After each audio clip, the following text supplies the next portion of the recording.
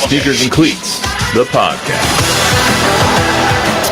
Welcome back to the Sneakers and Cleats podcast. It is Thursday, November 21st. This is episode 152, a very special edition of the Sneakers and Cleats podcast. Today we're talking all Project Marvel as it was debuted and unveiled today at San Antonio City Council. Don Harris in between shows joining us on the News 4 side. Chuck Migatinick joined us on the Fox SA side. Me, I was at Council today and got to hear everyone's gripes and I guess happiness with it. So let's get into it, guys. No pleasantries needed. We all saw each other on Monday, so I think we're all good. So Project Marvel laid out today by Eric Walsh, the San Antonio city manager, Lori Houston, the assistant city manager, Mayor Ron Nirenberg, mayor of San Antonio, and basically it's a $3 to $4 billion entertainment and sports district in downtown San Antonio. The ITC is basically where the Spurs arena will be. Luis, you can go ahead and throw up that VO if you want. This is an artist rendering of it. It's certainly impressive. You guys, I want you to get your initial thoughts on it before we get into some of the questions that I think the presentation today still left behind. Don, I'll start with you since you were kind of on a time crunch with you. Well, I don't think it surprises anybody, right? I think we knew that all of these elements were happening. You know, the ITC had been sold by UTSA or is in the works, and they're working on demolishing it this spring, and everybody knew this was going to happen. It's been kind of behind closed doors on the actual details of it, and I didn't know certain aspects of it. I didn't know about the John Wood courthouse becoming a theater. I thought the land bridge, I had heard rumblings of that, but that was ambitious. To see it all in an artist's rendering about what the future could look like is breathtaking. I don't think anybody looks at that and says, wow, that's not very good or not very ambitious. And that's what we were told going into this thing. That's what I was told over the last couple of days. People were told me, wait till you see it. You're not going to be disappointed. You're not going to say, wow, they didn't go big enough. And it's true. They went big. And I don't know that all of it will be completed. It's 9 different separate projects. And that could mean 9 different separate funding models. And that could be so many different things. But I'm pretty confident that the convention center and the Spurs arena get built. And even if the dome renovation doesn't end up looking like that, even if the John Wood Theater doesn't happen, I do feel confident those first 2 major pieces can and will get done. Chuck? Yeah, I mean, looking at the specs for this, it is something to behold, right? I mean, I know my first impression was, wow, that's amazing. Sign me up for that right now, right? But now we got to look and see, okay, this is a bold, ambitious plan. It's going to completely reshape downtown and take San Antonio through the next 2 decades, assuming it all comes to pass. And now, what is it going to look like? How do we get there? How does this go from just being a bunch of plans on a piece of paper to now getting all the finances in order to get something like this to happen? So, you know, I have a lot of questions too, just like a lot of people on this. And, you know, it's going to be interesting to see how this all comes together, because there's not a lot of talk about the finances right now, right? Today was just a presentation. This is what it looks like. On that, yeah. Right. So, you know, how can you make a judgment on whether you think this is going to do this or this is going to happen? It's almost impossible, as I sit here, for me to be able to weigh in on one side and down the other. I mean, if some of this has been done behind the scenes with a lot of non-disclosure agreements or behind the scenes, we've heard rumblings, but in terms of publicly, how is this going to look? And then the ask at some point is believed to be that they are going to go to the taxpayer and ask to foot at least a portion of this monstrosity, right? Is there going to be an appetite for that, like there was in '99 when they were building the AT&T Center? I have no idea. I mean, this is literally like first day of Christmas, you get to open your toy. Now you get to see if you can make the toy work and go. Yeah, and I want to take it at face value first. Just looking at the renderings and whatnot, I think none of us knew the scope of the project. We didn't know exactly that they were going to build a hole in the Alamodome. You know, it was just like the artist rendering definitely takes you aback. When you look at the projects by themselves, all of them make sense separately. But my question to the mayor today was, why did we have to do all these together? Why were you waiting till now to unveil everything? And it was mainly, the answer was, we wanted everyone to see the vision for what San Antonio not is, but can be. And it's one of the most historic cities in the Union. It's one of the most populated cities in the country.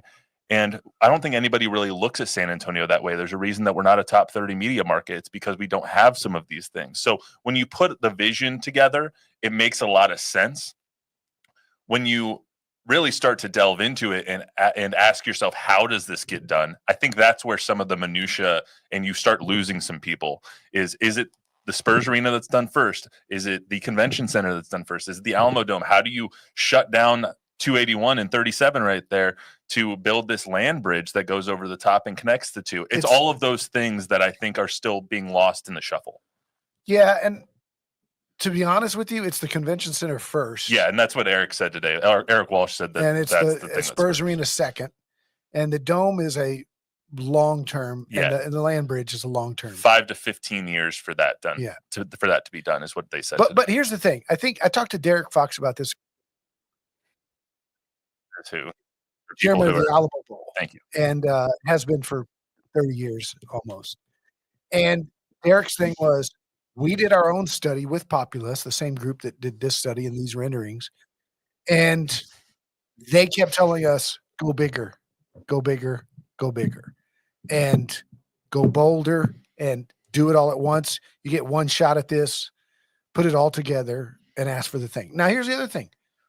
UTSA, the city, the Spurs, the county, the taxpayer, all have to be on the same page on that. And I think that's what Eric wants to do, this memorandum of understanding. And Spurs are in. We saw their statement today. The county's not in yet. Peter Sakai seemed caught off guard by it. Yeah, we're gonna get to that in a second. There's no you know, who cares, right? I mean, the county got the AT&T Center and the city didn't matter. I don't know that the county has to be involved in some of this. Some of it, yes, some of it, no. And again, they made one thing perfectly clear today. The Spurs arena will not be paid for by city citizen by taxpayers. Tax That's one thing I wanted to get into too. Is that was abundantly clear. They said that multiple times that the $1.2 billion or however much the Spurs arena costs, that will not come from, at least today, as we sit here currently. That is not the plan. Is to have that come from that. But they did say the infrastructure around it, the land bridge, the parking lots, highways, everything else that comes along next to it. So it's a semantics thing. So it's a semantics thing. Maybe not the brick that builds the Spurs arena won't come from the taxpayer, but the pavement that goes around the Spurs arena, that could be from the taxpayer. So that was a semantics thing kind of. And one thing that they didn't talk about at all was the Spurs contribution today, which I found odd because I think both the Spurs would come in with a lower number than the city, but I do think they're expecting the Spurs to pay upwards of $500 million for their portion. I think the Spurs are coming in maybe thinking we'll pay $250. You know, I think there's a lot of negotiating to go on between now and then, but the Spurs are going to put in a considerable chunk for their portion of the arena. And they've also gathered different investors to help bolster their financial portfolio as well. So it's almost like they've been not saving for this, but looking forward to something of this nature.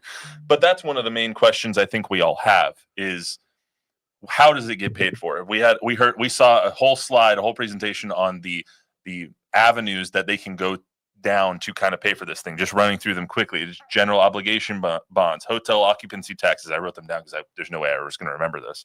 Bexar County venue tax, increases in property tax revenue from tax increment reinvestment zone, tax credits, private development, philanthropy, financing zones. It's a bunch of stuff that I'm not smart enough to understand, but it's a lot of stuff that they haven't worked out yet either. The feasibility studies aren't done. The funding models aren't done. The designs for these buildings aren't done. The whole kind of rendering that we saw, that's not going to be how this ultimately ends up True. looking like. It's literally really just for everyone's mind. Like, this is what we're thinking.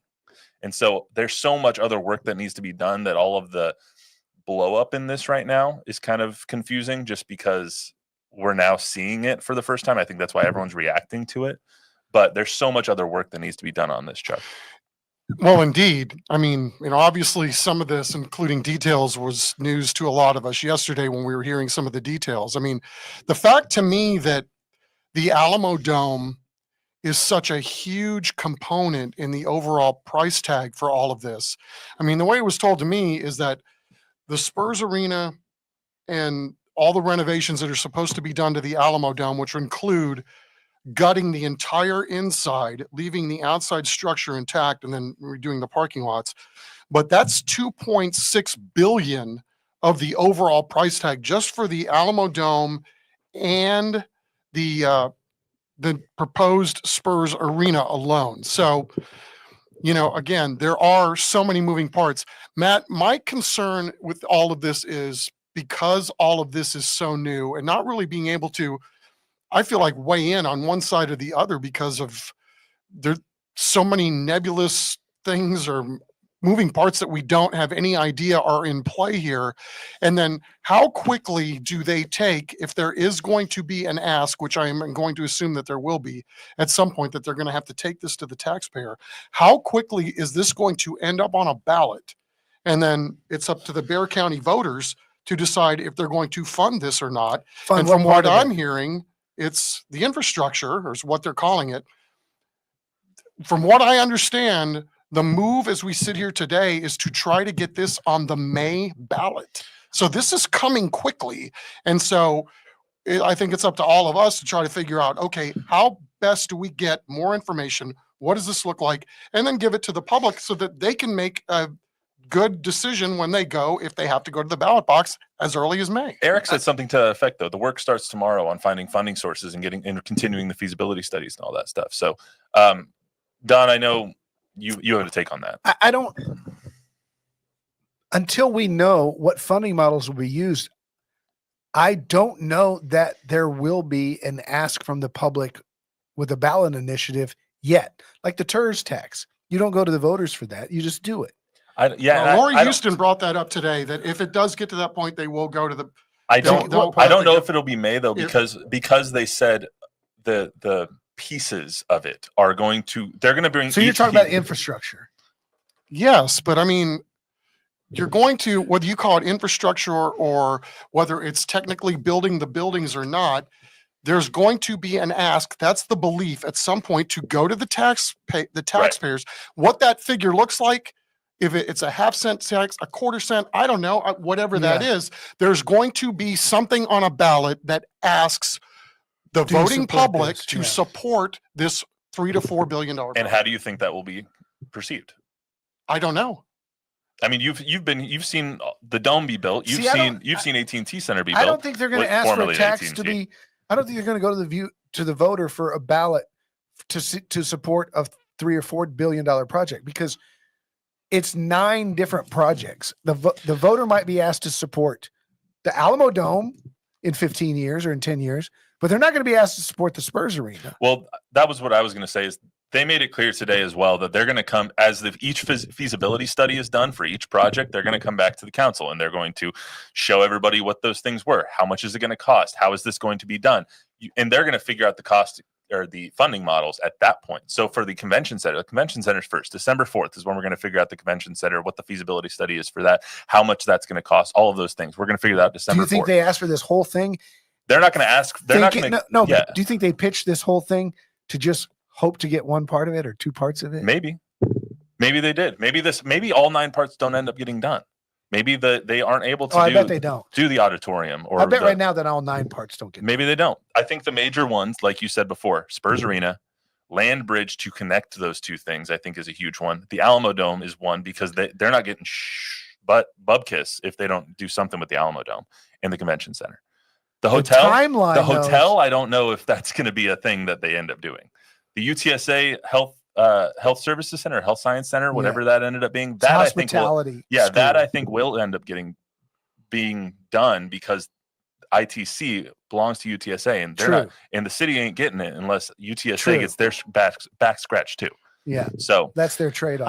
I don't know how to answer your question though about, what do I think the taxpayer is going to do? I mean, it's hard to know, right? In 99, when they were pushing this, there were a lot of elements in play. I mean, the Spurs, although they weren't making it public that this was going to happen, they were going to move if they didn't get a new building. Right. That was what was going to happen. There were 7 cities that were on the table that were willing to bring them in and make them a part of their community. The Spurs did not ever play that card publicly, and I credit them for that. Instead, they went out and won a championship, and I don't remember there being any pushback at all. Now, I'm not saying that my scope or my bubble is, No, that thing passed overwhelmingly. I mean, it was, why would you want your team to, and I remember telling people at the time, look, here's the way I'm not telling you to vote one way or the other. It's just as simple as this. At the time, I don't know that this is the case now, but at the time, if you want the Spurs to stay here, you vote for this. If you don't want them to stay here and you don't care, it doesn't affect you one way or the other, then vote against it. But yeah, that was an easy win. This one, I'm not sure because, again, if you look at the last 6 voting cycles, and almost every single proposition has been won, In favor, except for defund the police a couple of years ago, which narrowly lost here by 3,000 votes. So the appetite for more things, yes, in San Antonio has been in recent history to vote these things through. So I don't blame this entity, Spurs, city, everybody. If the goal is to get this on a ballot as quick as possible, I mean, that would be the thing to, where the trend has been for San Antonio. Don, I want to ask you, I know you have to go soon. So 2 things I want to get with Don before he gets out of here. Let me say this real fast when it comes to timing. Real fast. Do not think for one second that the drafting of Victor Wembanyama doesn't have anything to do with why we're talking about this now. 100%. Okay. There's just going to be detractors to this. I know you're very passionate that San Antonio needs this, that this is bringing San Antonio into the new age, the modern age, making them a more modern and futuristic city, all of that. There's going to be people who say, we don't need this. What happened to the Frostbank Center on the east side? Why wasn't it developed around that? Is the same thing going to happen here? What happened to development and everything, that all the money that was supposed to go to the east side that didn't?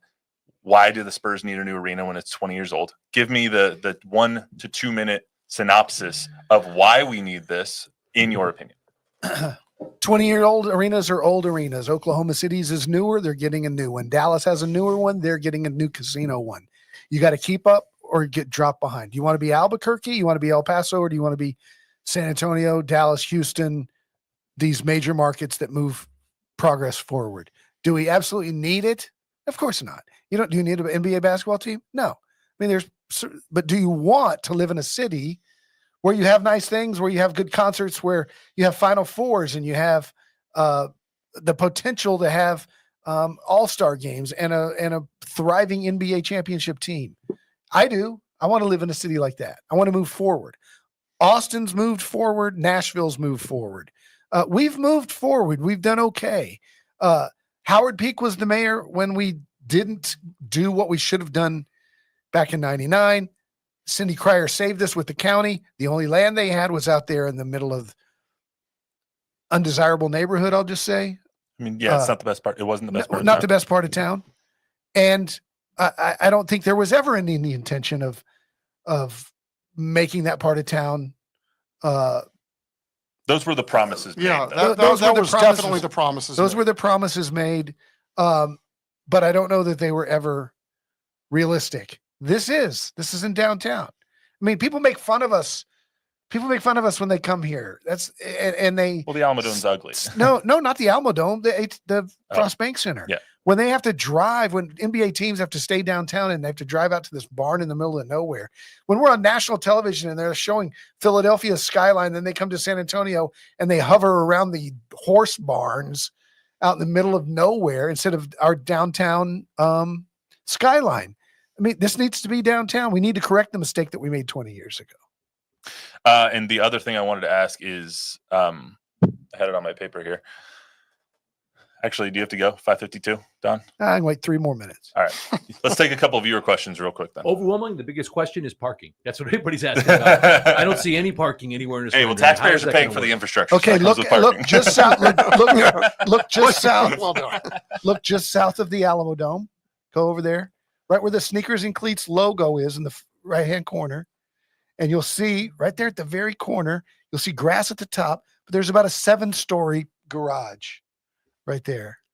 Parking garage in the Yeah, in the South Dome right there. Yeah, but if you're going somewhere, the Spurs arena or the new auditorium, anything like that they're building, That's what the land bridge is for. it's going to be a lot of walking for some people. It's not too far.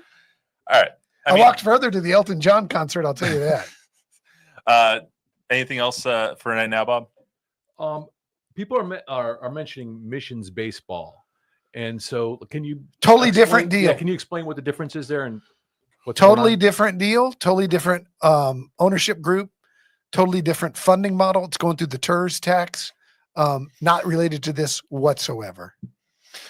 I mean, there are some carryovers between some of the owners. But there's also there's also some disdain, I'll just say, between how the council got railroaded into the missions thing and how this one is being presented. This one has obviously gotten a lot of work done on it so far in the 2 years, the 18 months that it's been going on. But there's also some, ill will from the council. Yeah, I could see some of that too, right? Don, have a good show.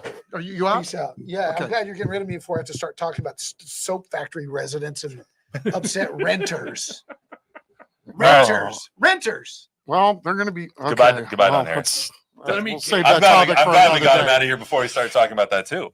But yeah, so we were talking about earlier today. I think both of us were caught by surprise when we heard the news that Peter Sakai and I was Bear going to get into County that here in a second.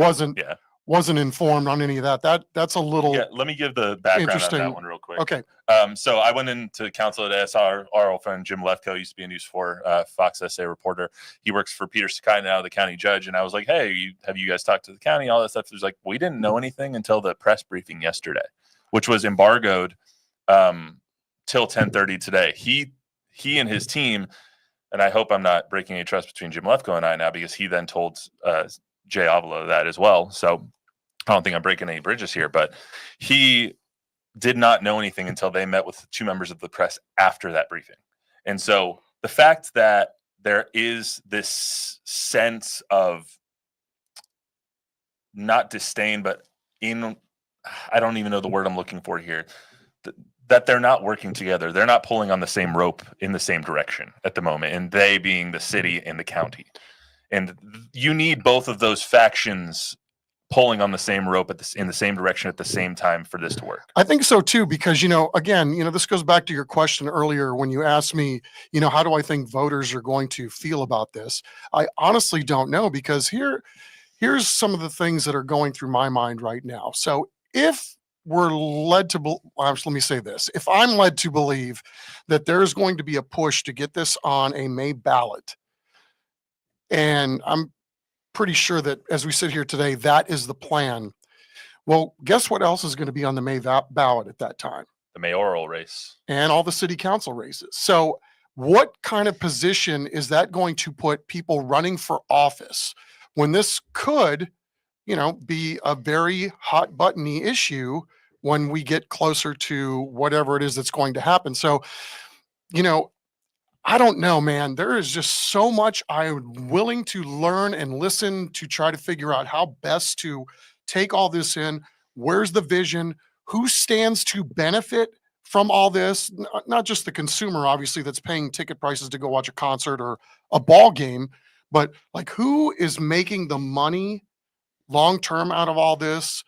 There's just a lot of questions I have. The infrastructure, how's that ultimately going to get paid for, right? Well, they've been on the record saying that if it comes to that, then they would have to go to the taxpayers to get the funding. Speaking to what Luis just popped up, you see kind of everything that is planned here in the timeline for it. 1 to 5 years, that's basically everything that's outside of the Alamodome, the parking lot over there, the public spaces over there on the east side. The Alamodome is an undertaking. Like, it's a severely outdated, they called it a dinosaur today. I'm not speaking out of turn here. Literally, the people who own the Alamodome called it a dinosaur. So it definitely has to be remodeled. It has to be reconfigured. If you want more Final Fours here, if you want the college football playoff here, World Cup matches, potentially more, what am I looking for? NBA All-Star games. If you want these types of events here, you need to be able to renovate the Alamodome, because I don't think anyone's in favor of tearing it down and rebuilding. So you have to figure out ways to update all of this stuff. What's on the other side of the highway is stuff that's going to be done sooner rather than later. A new Spurs arena, I feel pretty confident in saying this, is going to come to downtown San Antonio, or the Spurs will not be here forever. Sorry, I'm hitting the table and Luis is telling me not to hit the table. But, again, I don't know long term. Again, I haven't heard any talk at all about, the Spurs wielding their might in any of this in terms of publicly, like, build this or we will leave. I don't know if they're stuff. Wielding their might, but it's definitely a public sentiment. They have leverage. There's no question, because they are only one of a handful of teams that call themselves NBA teams, right? Or entities that call themselves NBA teams. I don't know. This is a lot of money, right? I mean, if you're thinking about $2.6 billion of the overall price tag for a new Spurs arena, and I'll play it differently. I didn't think there was anything wrong with the AT&T Center when it was built. I didn't think that it was, a pain getting there, or, just when I'm coming down 281 to just take the 35 north, easy in, easy out. But there's no restaurants around it. There's correct. no entertainment. I didn't know that that was going to happen over time, that you look there at it really now. wouldn't be any development. But, there's a lot of places in town where you could say that. Right. So, again, I'm all for progress. I'm all for thinking big and moving us in the direction of taking us from where we are now to somewhere else. I think the fascinating thing for me is that in other cities, it's been my observation that if you have Fortune 5 companies, and a lot of them, Fortune 500 companies, that stuff like this comes with that, right? Mm-hmm. Eventually, this is the stuff that you get to go along with it, And sometimes, though, is it going to be a case now where sports and entertainment is what's driving Fortune 500 companies to come to your city? I don't know. I don't know how this, I'm not much of a, city planner or a visionary to know, or a data analyst that can look at these things and go, if we build this, we'll start getting all these other things. I just don't know that we're in a position to make that assessment. Two quick things, and we'll get to some more viewer questions, and then we will get out of here. During the press conference today, they were asked two questions I thought was interesting. What if with all these feasibility studies, with all the intrigue and stuff that they're putting into this, what if something's not feasible? We're going to have to see that. If something is not physically and feasibly able to be done, we're going to have to, we being the city, is going to have to take a look at that and be like, okay, maybe we can't do this one of the 9 things on our to-do list. That's going to have to be talked about at some point. They were also asked, they being Eric Walsh, Laurie Houston, and Ron Nirenberg, were also asked, their timeline that they put out had construction finishing on the Spurs arena at the end of, I think it was the second quarter of 2028. They were asked by the San Antonio Express news reporter, does that mean you guys expect the Spurs to move downtown before their lease is up in 2032 from the AT&T Center? They did not have an answer for that. Well, that's a damn fine question, whoever asked that, because, that stands out like a sore thumb, right? I have her name right here. I lost it. I think it's Madison Eisler. But it's a good question. She's done a good job. She's done a very good job in reporting this every step of the way, in my opinion. But it's very interesting to think that, like, if this is done in 2029 and 2030, are they going to then break that lease? And then it's even more ill will with the county. So that's just another, right. factor I saw here. some things today where there are some concerns about what to do then with the Frost Bank Center at this year-round rodeo, baby.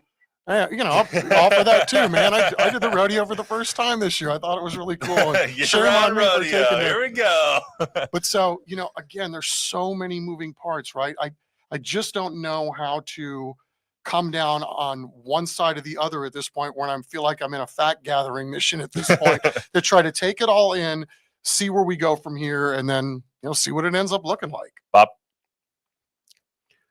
We got David Smith, who said, surely there's something better to do with this money. With a mediocre basketball team and a minor league baseball team, to be fair, not much of a vision. To be fair, in a couple of years, I think we're all hopeful the Spurs aren't a mediocre basketball team. Right. But to the viewer's point, that's going to be part of the struggle, I would believe, if you have to go to the taxpayers at some point, because it's like, well, we need more police, we need more firefighters, we need teacher raises. Yes, there are things that we need to make our city a better, safer place, whatever the case may be. But I don't know that you can't have both things in this regard. I don't know that you could say, well, we just are going to focus in on this. Maybe this is part of the discussion with how other things get done too. I don't know at this point. To that end as well, these two items, the Alamodome, and the Spurs Arena, are being used as anchors for a bigger project. This is all the convention center is going to get done first. They need to redo the convention center. They've lost out on $500 million or somewhere thereof in conventions and money coming from the people who would have spent that money in San Antonio because they weren't able to get the international car shows and the other things of that nature. So they need to expand the convention center first to gather some of that money that would then in turn go to help pay off some of the other things. That's one of the things that's going to be done first. People need to stop looking at just a Spurs Arena, just an Alamodome reconfiguration. It's a new hotel. It's a expanded convention center. It's a new concert venue down the street at the old courthouse. Yeah. It's all of these things that will build money. It's not just a Spurs Arena, even though that is one of the anchors. So I would play devil's advocate on some of this. Like, if you've gone downtown and just tried to hang out for a night and how expensive it is to park and how dirty it is and it's not kept up. I mean, so some of this the city can pawn off and say, well, this isn't happening because this isn't happening. Well, we've got some, I think, bigger struggles ahead in terms of cleaning ourselves up a little bit, so to speak, on what's going on downtown before we bring in some of this other stuff. But again, maybe that's part of the broader overall conversation to all this. I mean, there's certainly a lot of issues downtown, and I don't know, the city being able to say, well, we've lost out on all this. It's like, well, maybe if you worked on some of these other things too, you wouldn't have lost out on any of this stuff. I mean, there's a long way to go with, getting this city back on its feet, so to speak. Guillermo says, renovate the dome to bid for an MLB team. We are big enough in the dome. Let's swing for the fences. Well, Pun I'm with Chuck's Guillermo. Heart right there. Yeah, it does, but I mean that's part of my thought process all along with building the Missions a stadium. It's the Rays and the A's are both waiting to be had. Yeah, not the A's out anymore, there. really. Well, I mean, there's still no concrete plans for anything with them. We don't even know if they're ultimately going to end up in Vegas at this point. They're honestly. building the arena right now. Dude, we don't know for certain that that's what's going to happen in 3 or 4 years. I'm telling you, that is a quagmire that is still left. The final story has not been written on. Yeah, but they would. But to a different point though, they wouldn't play at the Alamodome. No, probably not. I mean, there might be a way that you could probably figure out a way to make it turn it into a baseball stadium. But they did. They played exhibition games there, and it was, kind of cartoonish. They had 260-foot fences and it's right center field. But be that as it may, like if you gutted the inside, again, I mean, I don't know why we aren't thinking big there either. But again, part of me is there's the thought of because the Rays and the A's are available, how come somebody else isn't going out there and trying to bring them in too? Like there's a reason why.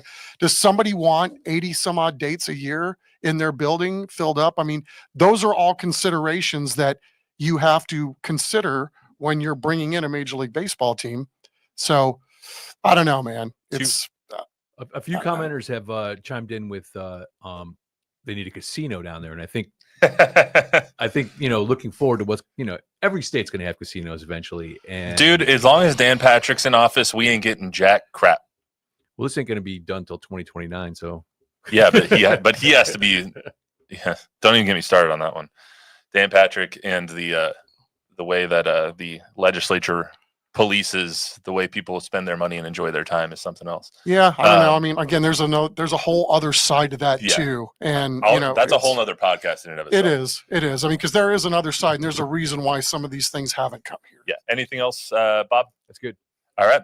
Well, thank you so much to everybody for tuning in to the special edition of the Sneakers and Cleats podcast. It's obviously been a kind of a crazy day to kind of see everything and learn everything that they've been planning now for the last 16, 18 months. It's going to be a crazy, next couple of years, next couple of months, as well as we continue to get these feasibility studies in.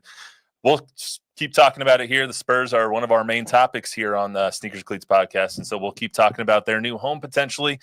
Speaking of the Spurs, I believe they tip off here in about, an hour and a half. So we'll see if they can exact some vengeance on the Jazz without Victor Wembanyama. But we'll be back to talk about all of it on Monday right here. Sneakers Cleats podcast. See you then.